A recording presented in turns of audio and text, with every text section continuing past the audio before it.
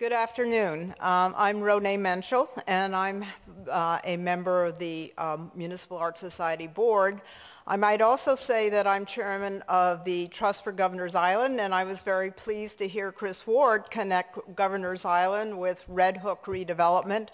And as Chris said, Governor's Island presents this city with a almost unique, exciting opportunity to really have a hand in transforming a piece of the city. But today, I'm happy to be introducing John Livingston, President of Tishman Construction Corporation. When we talk about making the city more resilient, including our ability as a coastal city to weather the impact of natural forces like sea level rise, and climate change, and we talk about making it more sustainable, a lot rests on developers and construction companies. In this area, Tishman Construction has taken the lead. It has been working on the cutting edge of planning for natural and man-made disasters and in pushing the envelope on sustainable features in construction. They are the construction company known for a long list of LEED certified buildings, including One Bryant Park, One World Trade Center, and before that, 7 World Trade Center. They are ranked as #1 in green construction because the large percentage, 70% of their projects that are sustainable. Our speaker, John Livingston, is president of Tishman Construction and chief executive of construction services for the Tishman parent company, AECOM Technology Corporation. He is the person behind, or perhaps better said, in front of, Tishman's leadership in LEED construction and sustainable construction in the full use of the term, including contingency for the 100-year flood.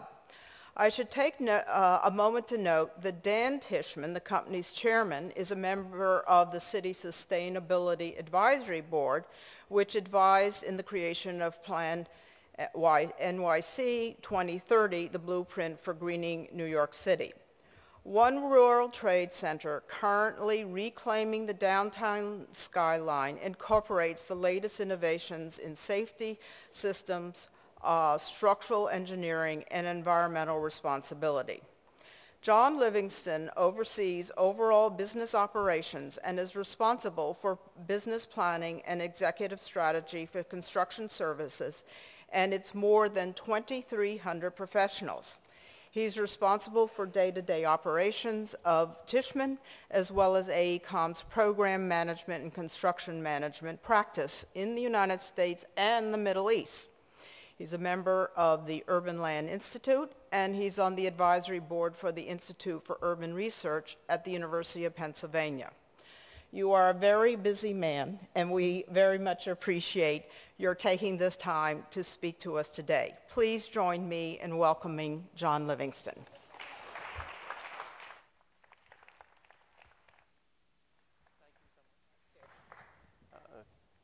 Well, this is amazing space. I'm just admiring this view back here. It's much better than me. Thank you so much for that kind introduction. A lot of fluff, but it sounds good. You know, today we're going to talk about sustainability and sort of the greening of New York City, where we've been, where we are today, and where we're headed. Get this right? Okay. And as Renee said, I am the president of Tishman Construction, and I'm also the CEO of AECOM Construction Services. AECOM bought Tishman about a year ago in a merger. AECOM is a 45,000-person company. We're in 125 countries around the world and 400 offices. And we cover just about every business line possible. And I run the Construction Services Division, which is really is North America today and the Middle East, and we're looking to grow as quickly as we can around the globe. So I did a little homework last night, and I looked up Earth Day. And I said, for anybody in the room who's 50 years or older, you may remember Earth Day. It was 1970, April of 1970. I, unfortunately, was a junior in high school at the time. And we had a big celebration of the environment. And nobody knew what environment meant then, but it was a celebration. And it was about the scarce resources of the world and how we were going to preserve the world, how we were going to save energy, and how we were going to move everything forward. It was also the same year that Jimi Hendrix died. It was the same year that the Beatles issued their last album. And the protests in those times were over the Vietnam War. So if you fast forward 42 years, and what's happened, you say that Jimi Hendrix is now used for Verizon for advertising. Paul McCartney got married last week for the third time. And the protesting is not about the war, but about the economy. It's an economic protest of our friends down in Zuccotti Park. So times have changed, but they haven't changed that much in a way. But what seemed interesting to me was that for the first 30 years after Earth Day, plus or minus, not a whole lot happened with this so-called movement. And I think Earth Day really was the beginning of the foundation for the celebration of what ecology meant and the environment meant and how we were going to preserve the land and whatnot around us. So for 30 years, plus or minus, not a whole lot happened. Then about 10 or so years ago, the architects, I think, got smart, and the engineers got smart, and said, we really should be doing more than what we're doing. They called it green. They called it sustainability. None of us knew what that meant. It sounded good. And they created ways to use certain materials and the ways to methodologies and procedures within buildings to make it more efficient and save money, but also to save the environment. Then this thing was created called LEED, L-E-E-D, which is Leadership in Energy and Environmental Design. And that's a way of, which many of you probably know, is a way of ranking how green you are. And it's a fairly straightforward system. And you save money. It's based on 5 categories: sustainable sites, water efficiency, energy and atmosphere, materials and resources, and indoor environmental quality. And you get certain points for water reduction or energy reduction or energy equipment. And then it adds up to a final number. And you become either certified, silver, gold, or platinum. Platinum being the best, of course. So in the early days, this was only 10 or so years ago, things started to be certified. And, we built a number of buildings that have been certified. And the first one was 4 Times Square, the upper left-hand corner. This is the Condé Nast office building in Times Square. About a 1.6 million square foot building developed by Douglas Durst. We were the builder, and it was quite avant-garde at the time because it was the first certified building in town. That was followed by 7 World Trade, which was the building that collapsed after the Trade Center collapsed. We built it the first time around, then we built it the second time around, and it's the first major gold certified building in this country. Then the lower left is City Center in Las Vegas.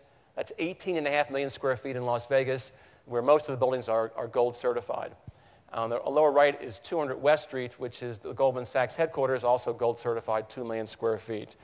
So, this has evolved, and it's come to a point where it's not such a big deal anymore to be certified. A few years back, I think developers believed that they could charge more if, in fact, they had a certified gold building. And they tried to. It was a way of marketing. And if you think about it, you're probably not going to pay more for a certified building, for a condominium, for example. All things being equal, if a condo is certified versus not being green, okay, maybe you'll buy the green one. But for my money, honestly, I wouldn't pay more for that. And so they've realized that really doesn't work. And the pricing of making a building green has come down. 10 years ago, you would have asked me, I would have said 7 to 10%. Then it became 5 to 7%, then 3 to 5%, then 1%. And basically today, it's minimal. There's really no differential in cost. No premium is paid for it. And part of that's because people didn't understand it. They didn't know what materials to buy, what methodology to use, and it was out of the box thinking for them, and so they didn't quite get it. It just took a while to pick up and get to a point where it was affordable. So today it's affordable, and today everybody's doing it, and I believe everybody's going to do it. It's not going to change. I think every building will be sustainable, every building will be green, and I think in a year or two it'll be called something else, and we'll get onto something new and exciting. So some of the interesting things we've done, and I'm sorry, the last building is 1 Bryant Park, the upper right-hand corner. This is really the mother of sustainable buildings in this country, maybe in in the world. It's 2 million square feet and is platinum. And some of the things we did there's a 4.5 megawatt cogen plant. There's an ice storage system, which I've learned over the years is, at night when it's not peak for energy, we make ice. And then ice in the morning is kept in these, I would call them ice farms in the basement. And the ice is used to cool the building the next day. I mean, who would have thought about that? But that's what's done. And it's a very interesting way of doing things, and it's very straightforward. There's gray water. Gray water is, I don't want to say it's dirty water, but it's recycled water within a building. There's new recycling systems. There's green areas on the roof. There's points for locating near mass transportation. So this platinum building has it all, and it's a beautiful building. Once again, Douglas Durst, who's quite a leader in the business. So This is our favorite slide. It's our marketing slide. We're doing everything at ground zero. We're building the Freedom Tower. We built 7 World Trade. We're building 3 World Trade. We're building 4 World Trade. We're doing the retail space. We're doing the public realm. We're doing the vehicle service center. And it's all going to be gold. It's 12 million square feet, $10 billion worth of construction, and it's all gold standard. As I said earlier, it's, it wasn't so hard. It's just a matter of design and execution. So that's what we did. Now, going forward, what is next? Well, they talk about net zero energy and carbon neutral buildings. And increasingly, some of our clients are asking for that. We're looking at building a very, very large complex for a major technology company out west. And they said it must be net zero and carbon neutral. And that means that net zero energy buildings are on an annual basis, produce as much energy as they use.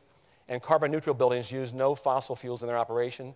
And the energy can be produced on site or drawn from the grid, but it has to be clean and renewable.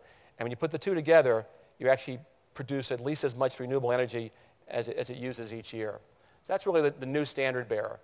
Gold is now where the bar is set. We forget about certified. Gold, the bar is set at gold. Platinum is the new push, and then push for carbon neutral buildings. I got the slide here.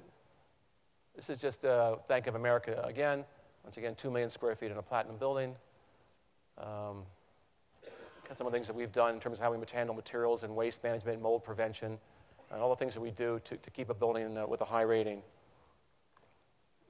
Like I said, One Bryant Park has this natural gas-fired cogen plant and the ice storage system and the gray water system that saves millions of gallons of water a year. So where are we headed? We're headed to carbon neutral. We're headed to where sustainable buildings should have the least impact possible on water consumption, public infrastructure, and the power grid, and maximize the use of renewable fuels. Not surprisingly, new buildings should be located next to urban mass transportation. It's better for all of us. Buildings should be built at levels high enough to withstand the repercussions of climate change, and such as rising coastal waters and severe storms. And backup systems for energy, water, and telecommunications should be incorporated into buildings for longer periods than normally thought practical and prudent. It turns out that buildings give off more carbon emissions than cars and trucks and planes and everything else. So that's why the system was created, to make things more sustainable. So I guess I feel that, in 40 years, we've come a bit full circle. The first number of years was more about celebration and hype, and the last 10 years was about reality and execution. And I think that green is a core value for our company. I think green is a core value for everybody in the room, my guess is. And I think most importantly, green is a core value for our children, and that will make the difference long term. As I travel around the world, and I've been to Brazil and in China and Korea and London and Abu Dhabi in the last 6 months, it isn't just us, it's everybody. And everybody wants to be green, and it started with the designers and architects, but they want to do it. In Abu Dhabi, it is an absolute requirement. In London, the same. In South America, they're getting wind of it. So it's not a movement anymore. It's not a foundation. It's really just a core value of our world. And that's not going to change. It's going to hopefully get better and more efficient. So we are behind it. We hope all of you in the room are. Thank you very much.